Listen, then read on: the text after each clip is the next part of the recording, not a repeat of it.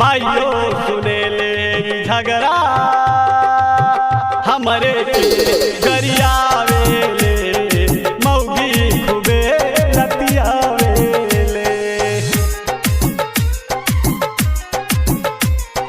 मौगी खूबे लतियावे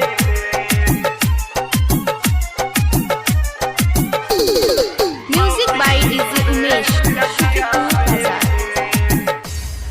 जियरा जरातावे पारा चढ़ातावे गाजा से चला ता काम हो गाजा से चला ता काम जियरा जरातावे पारा चढ़ातावे गाजा से चला ता काम हो कहे ले अखिलेश मौर्य ये भैया पागल टूके भइल हाल हो सीधा साधा हमरो दादा उहो खाली समझावे ले मौगी खूबे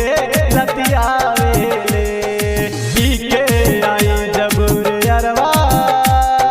मौगी हमर लतियावे ले मौगी खूबे लतियावे ले छुअहू न देले उठवहू न देले दुरही से दुदुरावे ले माइयो सुने ले ई झगड़ा ता हमरे के गरियावे